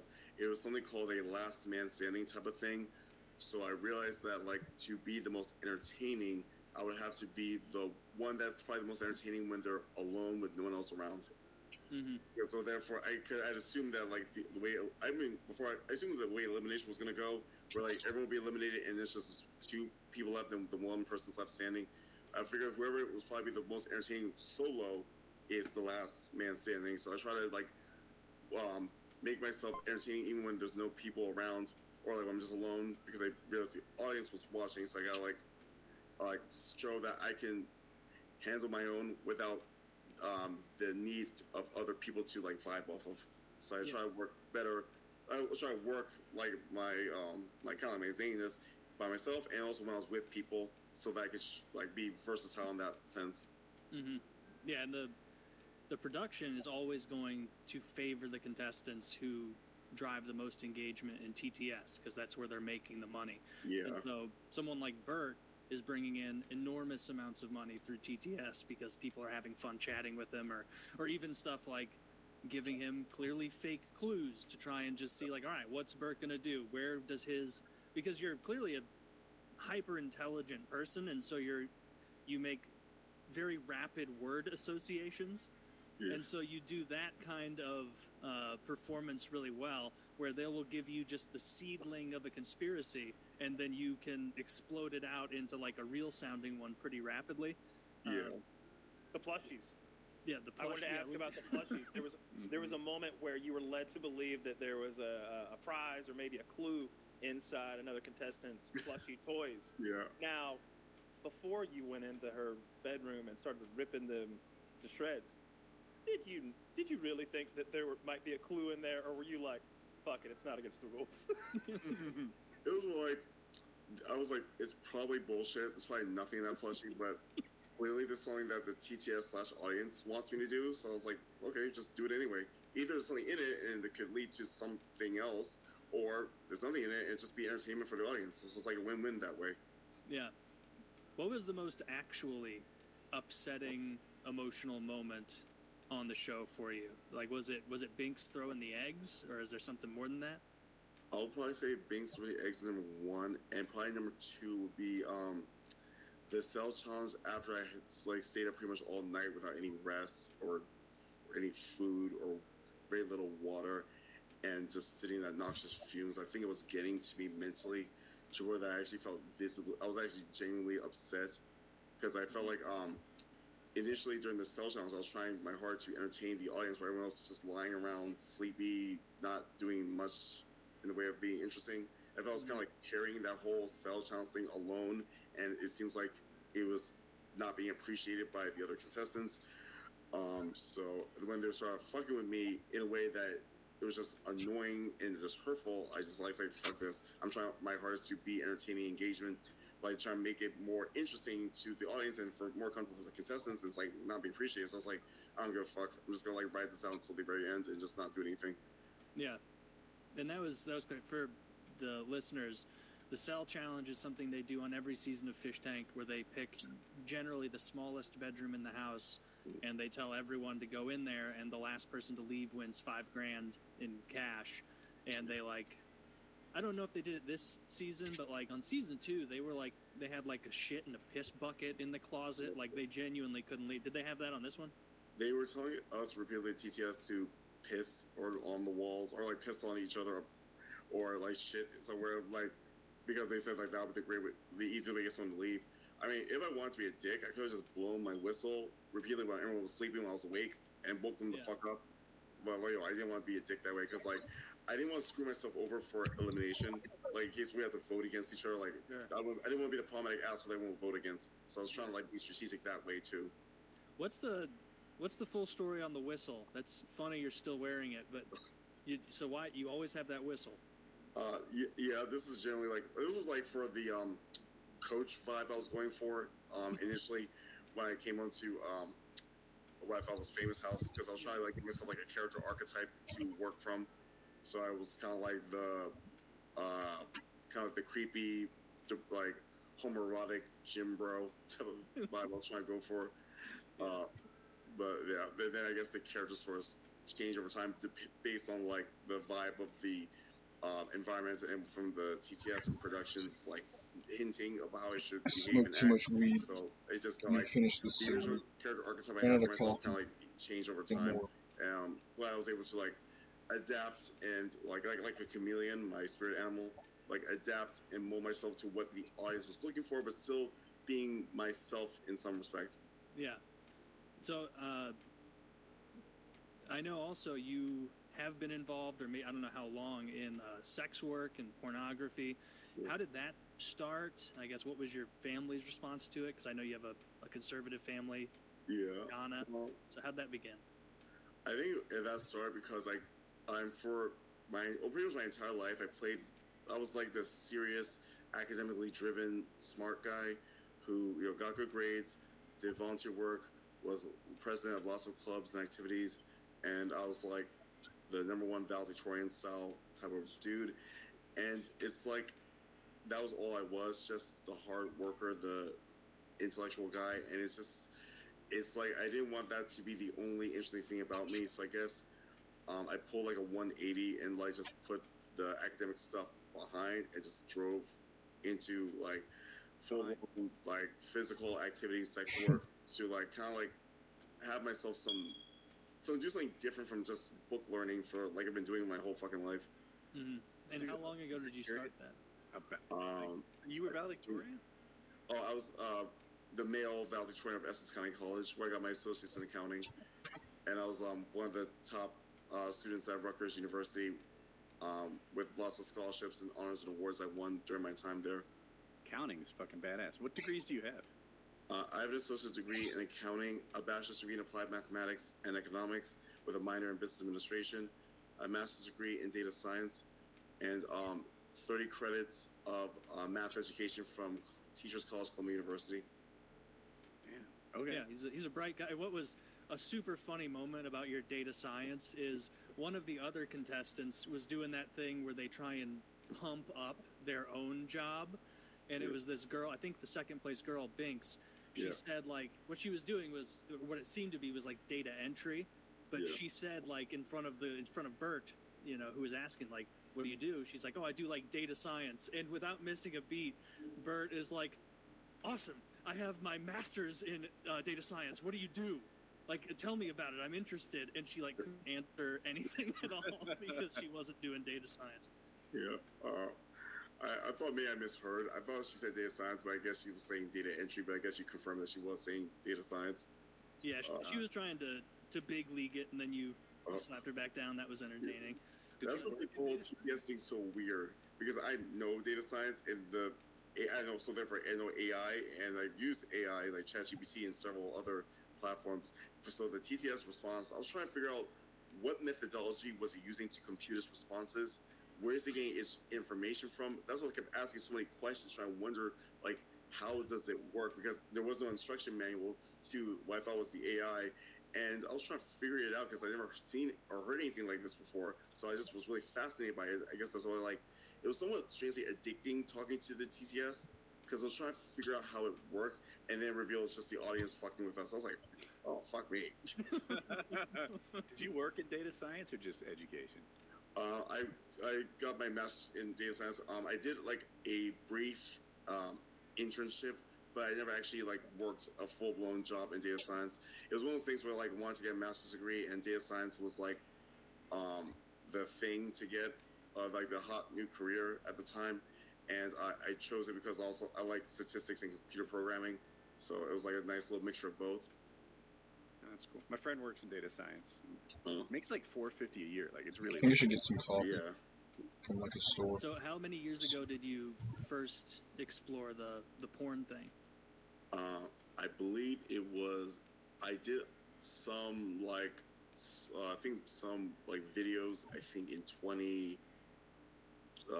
it was like after the pandemic, I believe. Well, actually, I did like, I think, sex work in 2018, and then I started doing like actual porn videos, I think in 2023, 2024, around that time. And then because I didn't expect it to be this level of famous, so therefore I didn't mind just doing like porn or like sex work, because like it's like whatever, like I'm never gonna achieve like I was like I'm never gonna achieve like Hollywood level type of fame. That's like really damn near impossible to get. So I was like, who cares if I just do a little sex work? And also I make enough money to support myself, and it's just fun and like get my face out there. Our boy's famous too.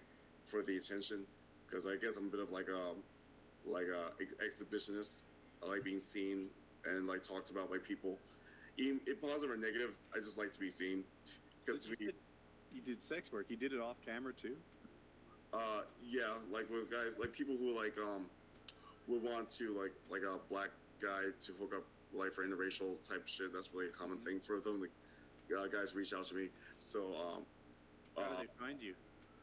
Through I think I had profiles on Rentman. Rentman? Yeah. Okay.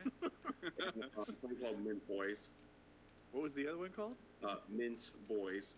Mint Boys and Rentman. Okay. You write this down, Woody? Yeah. I got Mint it. Boys. Are those in the S&P? Those are big companies, right? Yeah. Well, that's so funny. And now you're done with that now, right? You're calling it quits. Yeah, I decided to put close to that.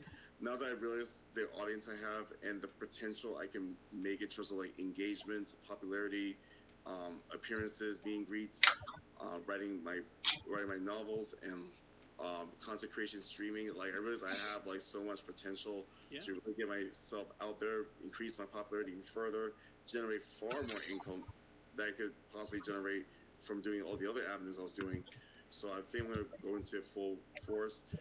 I guess the only hiccup is that the firefighter training I was doing, I think I may have to possibly reconsider it or like put it into it, because I feel like, I mean, I was already at a lower probability to be a firefighter to begin with, since I was at the maximum age to be a firefighter in Jersey, which is 35, and I turned 36 in the famous house. So I feel like I'll probably finish up my volunteer work for the rest of the year as of 2024, and then possibly call in my resignation to go full force with the content creation, streaming, merchandising, meet and greets, appearances, and basically like make a full-blown brand for myself as Burt Bronx. Yeah. Which, by the way, excellent move, making a new Twitter, because while I was on the show, or while I was watching the show, you know, sometimes you'll try and find like people's Twitter accounts, like the different contestants, and see what kind of makes them tick. Now, yours was not hard to find, and it immediately confirmed everything you said about having sex on camera. Yeah. Because it's all over. It's just the whole, like, I remember doing a half-page scroll down. I'm like, okay, I got a feel there. So good job. Congrats on quitting that. Definitely for the best if you're looking to make forays into like non-sexual streaming content.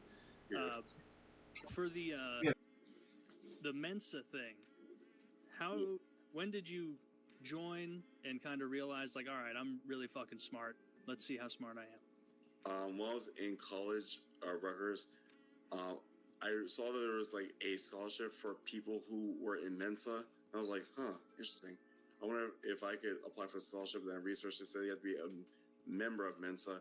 And to qualify for Mensa, you have to take a psychologist administered IQ test and have the results sent directly from the psychologist to Mensa. So I was like, okay. So I like researched psychologist near me in Jersey that could do the official IQ test, and reached out, found one, set an appointment, and then we did the evaluation where he would administer the test. Like he would like ask me, it was like him like verbally ask me questions, and I would respond verbally.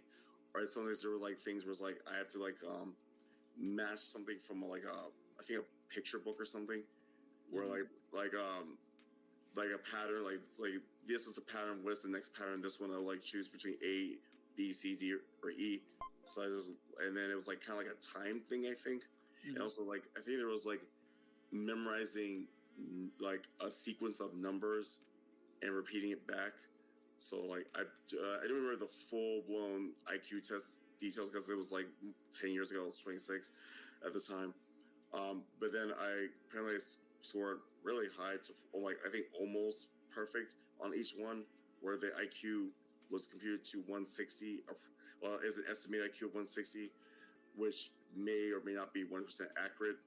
I think over time, as in my years, I'm 36 now, probably not as smart as I was back at Rutgers. You know, when my brain was at full maximum power. So I think my brain level has degraded over time, possibly due to like supplements, medications, and stuff, and also like not being actively doing academic work in the last several years. So there's like it just I guess like when I took the polygraph thing, it said that my IQ was not 160. I thought maybe it was like a self-esteem issue I was having, because I felt like I was kind of like not as smart as I used to be, especially compared to like everyone else in the house who have more knowledge of reality shows than I did. And I was just going blind trying to figure out how this show works with absolutely no access to the internet whatsoever. Mm-hmm. Yeah, well, that's cool, being a member of Mensa. I saw you were Mr. Mensa 2017. Yeah. So they just picked the most jacked guy in Mensa and then give him that? It was like a beauty pageant sort of thing, whereas like we went through like a series of challenges, and I guess I scored the highest collectively in challenges, and it crowned me Mr. Mensa 2017. It was my first time attending a Mensa conference, so it was nice to be the king of Mensa for that time. What were the challenges? I think the nicest outfit type of thing, and then it was like a question and answer portion and a talent portion, and I think that might have been it. Okay. What was your Mensa talent? What did you perform? I did like a bunch of jump roping tricks in like really quickly, like doing frontwards, backwards, twisting the rope. I love that. At a genius convention. Check it out, gang. just firing off some reverse double counted from 10 to 1. I was trying to think of like a unique talent that no one else will probably think to do. So I was trying to stand out. That's what, like, usually with these competitions, I try to think of ways to stand out amongst the other people in the competition, so that I'm more memorable to the audience. So that's like the technique I was applying in Mr. Mensa, the pageant, and also Fish Tank. Is Mensa like a sausage fest? It's mostly dudes, yeah. There are a few females, but I feel like some females are like, because I think their husband or boyfriend is in Mensa too. They're also, I guess, like Mensa members tend to like sometimes like date others, like similar with intellectual pursuits. But from what I gathered when I went to the conference a few times over the years, it's mostly skewed towards males, but I think they're trying to become more inclusive of females as well. Yeah. Well, that makes sense. It is a bunch of dudes taking tests. Seems like it's more a male-inclined thing to do. Are there crazy parties or anything at Mensa get-togethers? A bunch of geniuses like... There are like local groups of Mensa members. I think there's one in Jersey, several in New York City. I think I attended one in Jersey, I think maybe like 9 years ago. I don't really remember the details of like what went on. I think it was just like a small get-together in a picnic, so to speak, in like one of the parks in Jersey. I think Branch Brook Park. I'm not sure if that was the name of the park. If this just like from what I'm speculating. Yeah. Well, that's awesome. You remember Mensa. Something else you said, in addition to quitting the sex work and porn stuff, I saw a video where you said you're going to remove was it the muscle implants and the butt implants, or just the muscle ones, leave the butt one? Oh, I don't have any butt implants. That's fake news floating around. Yeah. Oh, I just have the implants in my lat and in my tricep. Okay, and you're going to get rid of those, or are you going to keep them around? I'm going to get rid of them since they seem unnecessary, since I gotta go to the store, I think. Bodybuild normally, especially since I'm on TRT and I have like supplements, so it just seems like unnecessary now. And since I got like ridiculed to some extent while on Fish Tank for those, even though I openly admitted to it and wasn't a secret at all to begin with, so I feel like maybe it'd be better if I just get them removed, because like it seems like they're just counterproductive at this point. Makes sense. Yeah, and it's got to feel weird doing muscular movements with like an implant in there that would, if anything, would be impeding your natural movement on a pressing or pulling exercise. Yeah, you handled that perfectly. When someone accused you in TTS where they're like, this guy's got muscle implants, like there was no ego in how you responded. You were like, yes, I have muscle implants here and here and here. And then that seemed to mostly be the end of it. I didn't notice many other people bringing it up to you. But then again, you were in the house 24/7. I think during the boys in the reboot tried to ridicule me for a bit, and I was just like, okay, whatever. This was not a secret. I never tried to hide it. It just didn't come up until I think the polygraph thing, and I answered it honestly. Yeah, that must have been weird doing a polygraph test in the fish tank house, knowing that like, even though it's a real guy running it, who's like an expert or whatever and does real ones, the production's just gonna fuck with you over those answers. Like they're gonna tell you that lies occurred. Like I bet you didn't actually click over to lie for the IQ thing. They probably were just like, oh, let's poke and prod him a little bit. Yeah. Also, I was like, I felt like it said I lied about the IQ. I was like, that's not true. I have a document that was sent to Benson, and also have a copy of one in my files that showed my full blown IQ test. I think I uploaded on Twitter, X, where I like a photocopy of it so that people could see the IQ test I took 10 years ago when I was 26, and all the full report show that the documented IQ was 160. But I'm gonna make perhaps I say documented IQ of 160. Yeah, I'm not gonna be able to keep this stream up because I gotta go somewhere. So